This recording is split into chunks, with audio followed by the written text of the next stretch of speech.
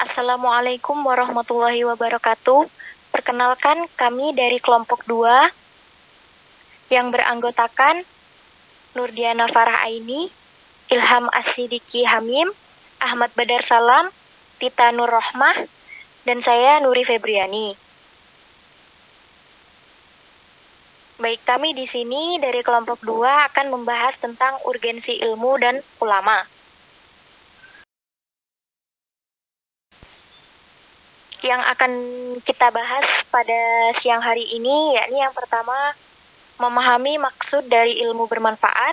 Yang kedua, mengerti keutamaan orang berilmu. Yang ketiga, memahami kewajiban menuntut ilmu. Yang keempat, mengerti krisis ilmu dan ulama.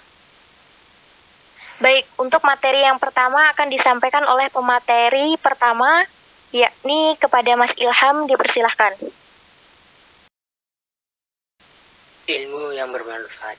Dari Abu Hurairah radhiyallahu berkata, Rasulullah SAW bersabda, apabila manusia itu meninggal dunia maka terputuslah segala amalnya kecuali 3, yaitu sedekah jariah, ilmu yang bermanfaat, anak yang soleh yang mendoakan orang tuanya.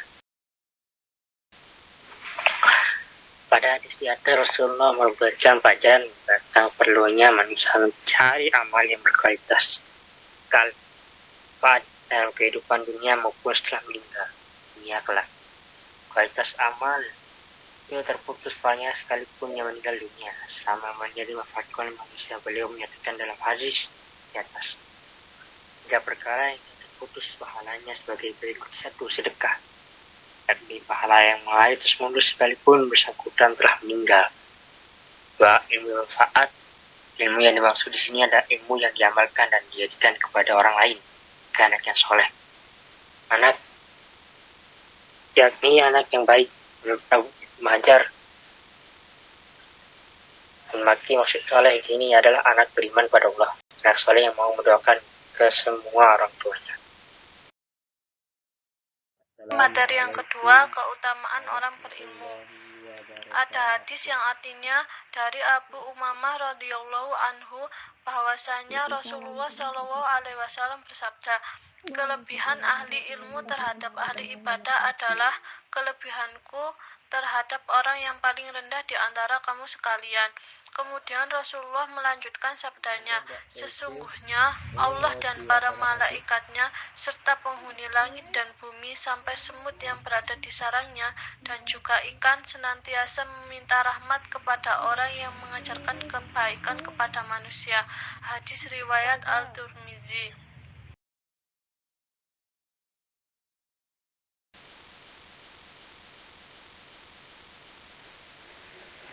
Pada hadis ini, Rasulullah SAW menjelaskan keutamaan orang alim atau abid. Alim artinya orang yang berilmu pengetahuan, terutama dalam ilmu syara, sedangkan abid adalah ahli ibadah saja. Keduanya diperlakukan dalam beragama.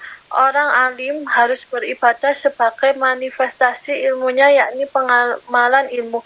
Demikian juga abid harus berilmu karena ibadah tidak dapat diterima kalau tidak didasari ilmu. Rasulullah memberikan perumpamaan tentang keutamaan kedua orang tersebut, yang artinya kelebihan ahli ilmu atau alim adalah seperti kelebihanku di antara orang yang paling rendah di antara kamu sekalian.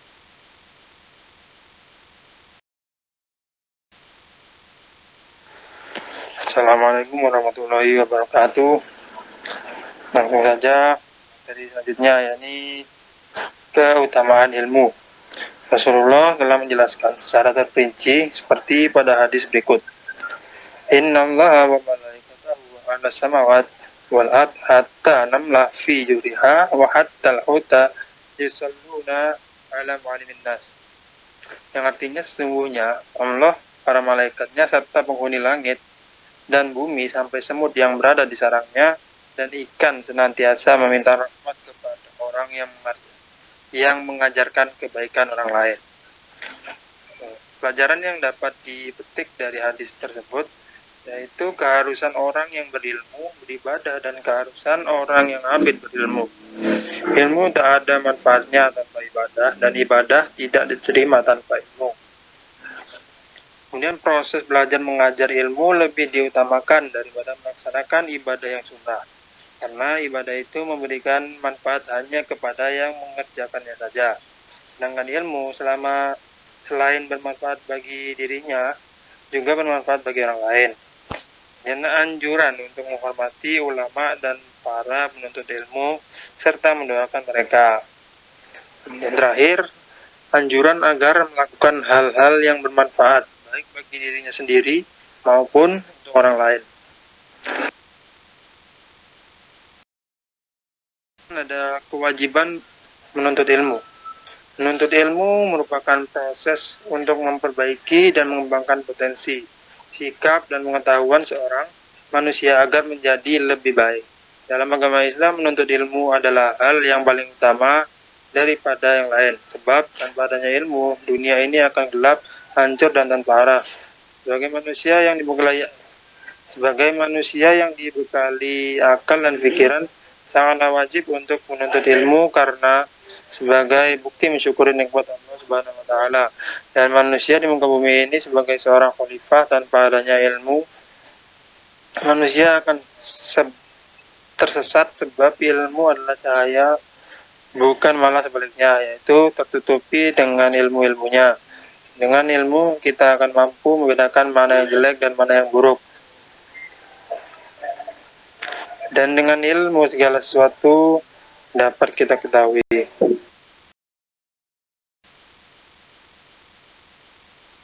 Baik, saya akan melanjutkan materi dari Mas Badar Salam. Ilmu yang dimaksud di sini adalah ilmu dunia dan ilmu akhirat. Tidaklah cukup jika hanya salah satu dari ilmu tersebut, sebab manusia hidup karena Allah, dan Allah menjadikan dunia sebagai tempat hidupnya. Nabi Muhammad bersabda, "Sesungguhnya Allah membenci setiap orang yang pandai dalam urusan dunia, namun bodoh dalam urusan akhiratnya." Hadis riwayat Muslim. Menurut Imam Al-Ghazali, ilmu ada yang menjadi fardu ain untuk dipelajari dan ada yang fardu kifayah. Selain itu, ilmu syariat dibagi dua, yaitu ilmu mahmudah atau terpuji dan ilmu mazmumah atau tercela. Dan seorang manusia diwajibkan menuntut ilmu yang mahmudah, sebagaimana Rasulullah yang merupakan gudangnya ilmu yang terpuji.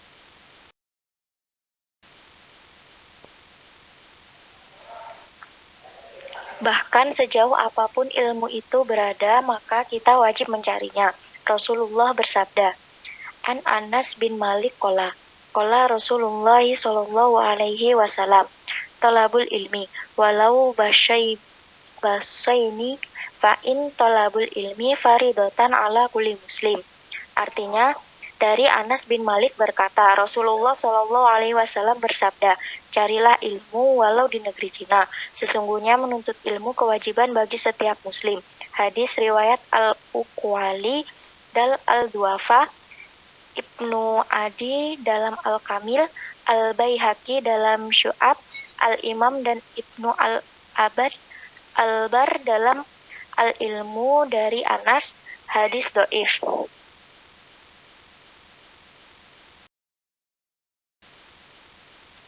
Assalamualaikum warahmatullahi wabarakatuh.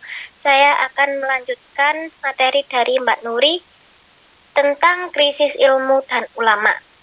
Langsung saja, ilmu berasal dari alimah ya'lamu. Ilman yang artinya pengetahuan, istilahnya menurut KBBI, ilmu merupakan pengetahuan tentang suatu bidang yang disusun secara bersistem menurut metode-metode tertentu yang dapat ditentukan untuk menerangkan gejala-gejala tertentu di bidang pengetahuan tersebut. Ulama berasal dari jamak alimnya. Alim artinya yang memiliki ilmu luas dan mendalam. Secara istilah menurut Dr. Wahbah Zuhaili, secara naluri ulama adalah orang yang mampu menganalisa fenomena alam untuk kepentingan hidup di dunia dan di akhirat, dan takut kepada Allah Subhanahu wa taala secara jatuh ke dalam kenistaan. Ulama adalah pewaris Nabi sabda Rasulullah. Ulama adalah pewaris para nabi. Hadis riwayat Abu Dawud, Al-Turmudi, dan Ibnu Hibban.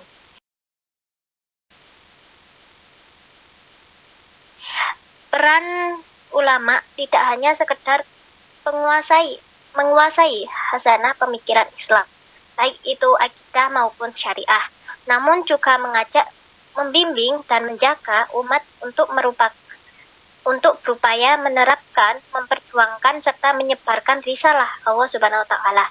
Pada zamannya nanti ilmu dan ulama sudah tiada lagi di bumi ini. Ilmu yang tadi merupakan cahaya kini menjadi kegelapan, dan para ulama yang dianggap benar, yang mampu mempraktikkan ilmu agama yang ia dapat dan mengajarkan akan diangkat oleh Allah, dan dan tiadalah lagi ilmu dan ulama di dunia ini. Jadi dunia akan penuh kehancuran dan kebatilan karena pengemban dakwah penyebar ilmu agama itu telah Allah tiadakan. Nabi Muhammad Rasulullah bersabda yang artinya, dari Abdullah bin Amr bin al-Ash'ar radhiyallahu berkata, saya pernah mendengar Nabi Muhammad bersabda, sungguhnya Allah tidak akan mencabut ilmu yang di dalam dada manusia, tetapi Allah mencabut ilmu dalam wafatnya para ulama sehingga tidak ada lagi orang alim, maka orang-orang akan mengangkat orang yang bodoh sebagai pemimpin.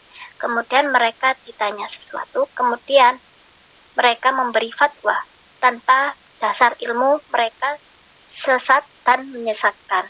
Hadis riwayat Bukhari dan Muslim. Sekian dari saya. Apabila ada salah kata, mohon maaf sebesar-besarnya. Wassalamualaikum warahmatullahi wabarakatuh.